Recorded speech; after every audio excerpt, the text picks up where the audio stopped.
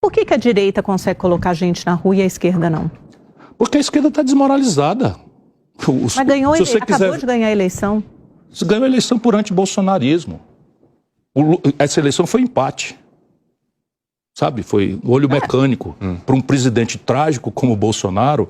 E o Lula, ao invés de chegar lá e cumprir o que os publicitários ensinaram para ele, união e reconstrução, o Lula aprofunda essa divisão diariamente, aprofunda no pior argumento. Percebe? Que dá razão o tempo todo. Então você pega um episódio do Ministério da Saúde, aí vai lá uma turma fazer uma dança de mau gosto, sabe, nu, não sei o que e tal, com financiamento público e tal. Isso mata. Porque na periferia brasileira, as pessoas, se forem discutir saúde, educação, emprego, moradia, segurança, essas coisas, elas são progressistas. Mas se você for empurrar essa agenda identitária, assuntos morais ou assuntos polêmicos que ninguém conseguiu resolver ainda, relativos, por exemplo, à agenda das mulheres, a gente colide com uma barreira cultural monstruosa. É nisso que o Bolsonaro reina, é na guerra cultural. O Milei está arrebentando a Argentina, está liquidando a Argentina. Está fortíssimo na classe D e E. Por quê? Porque a esquerda não faz nada, é corrupta. Esse é o problema. O senhor falou do anti, né, na última eleição. 2026 vai ser anti também alguma coisa? Vai ser anti-Lula. Vejam bem, se vocês quiserem ver, está ficando desagradavelmente parecido os Estados Unidos com o Brasil. O Biden, com toda essa decrepitude, que está muito parecida aqui, com toda essa agenda identitária, não sei o que e tal, está levando uma surra do Trump. Nós estamos caminhando aí para os nossos últimos 10 minutos. Vai lá, Felipe Monteiro. Esse é o ponto que eu queria colocar, mesmo assunto. Você vê, por exemplo, que está vivendo uma falsa polarização. Às vezes, o resultado das eleições, por exemplo, um pouco mais de um terço Lula, um pouco menos de um terço Bolsonaro, um terço se abstiveram, votaram nulos e brancos. Ou seja, 2 terços não queriam Lula e 2 terços não queriam Bolsonaro. Por que nós não conseguimos romper a barreira da polarização? Por causa da elite brasileira, os intermediários brasileiros, artistas, intelectuais, líderes sindicais, jornalismo brasileiro, tomaram um lado.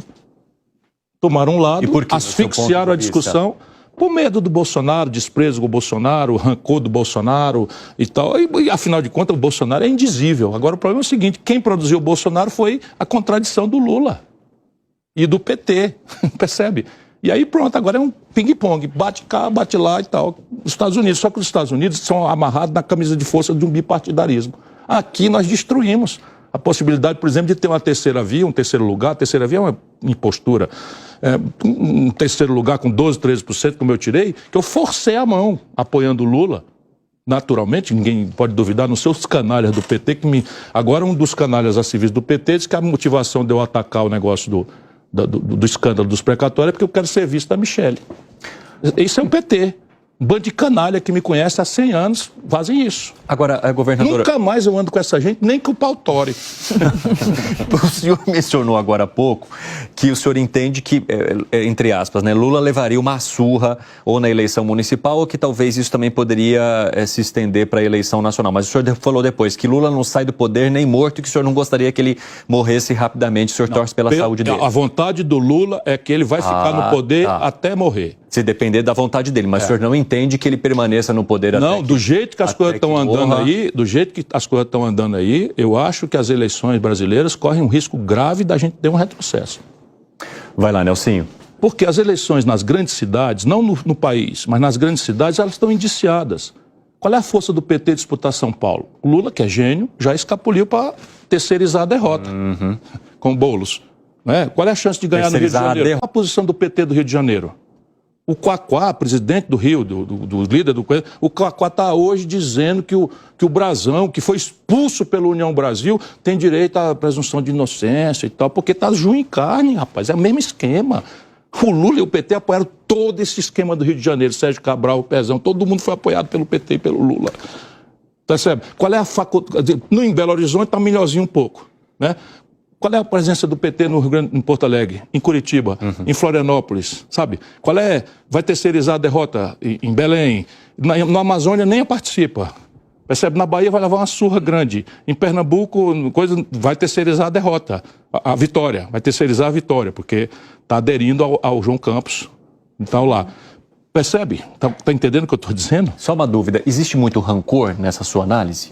Sei lá, vocês que têm que dizer. Não, agora... Não, eu pergunto O que eu estou dizendo tem mérito?